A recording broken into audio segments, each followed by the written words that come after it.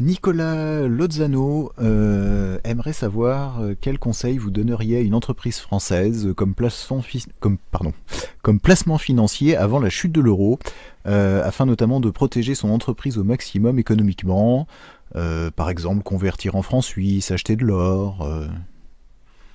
Alors ça, c'est quand même un genre de question à laquelle je vais me défiler parce que je ne voudrais pas donner des conseils précis avec une chance d'avoir raison, mais aussi avec une possibilité de me tromper.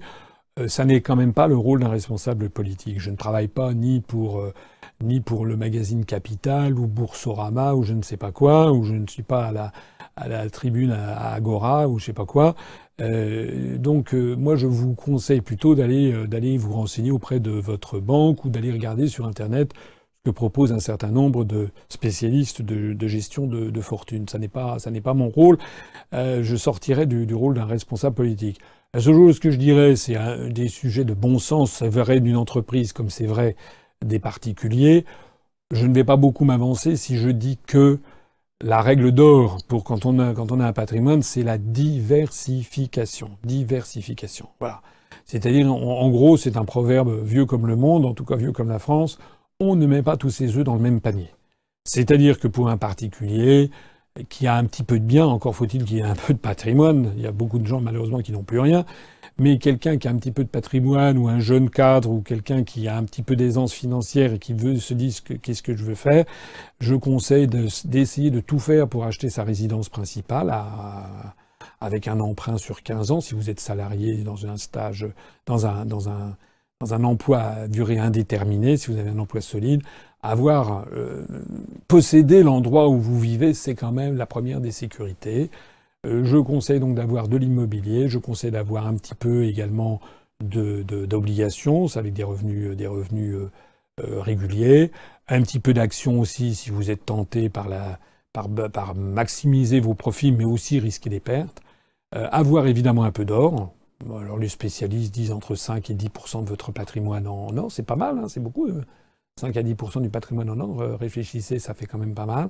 Et puis voilà. Puis je dirais aussi autre chose, c'est que c'est pas un objectif dans la vie non plus d'être le plus riche du cimetière. C'est-à-dire que je pense aussi, ça c'est une règle de vie, je pense aussi qu'il faut savoir jouir de la vie, il faut savoir aussi faire plaisir autour de soi, faire plaisir à son entourage, savoir aussi que l'argent n'est pas tout. Hein. Je cite souvent des textes religieux. Puisqu'on me parlait de spiritualité, que je suis toujours un petit peu troublé par la question précédente, j'aime bien cette phrase d'une mystique indienne qui s'appelait Ma Ananda Mayi, qui a vécu en gros au XXe siècle.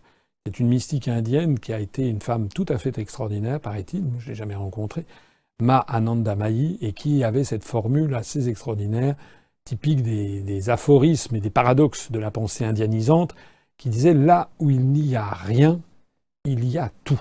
Voilà. Il faut savoir aussi, je pense, jouir d'un monde où l'argent n'est pas la valeur cardinale de la vie. Voilà. Je pense d'ailleurs qu'il y a toute une mouvance dans la jeunesse contemporaine, en Occident, mais ailleurs, aussi qui commence à le comprendre, c'est que il y a des choses qui ne s'achètent pas, l'amour, l'amitié, la confiance, le don à autrui sont des choses qui sont très très importantes en fait dans la vie d'un homme ou d'une femme et qui finalement ce sont parfois parmi les meilleurs souvenirs que l'on a d'une vie.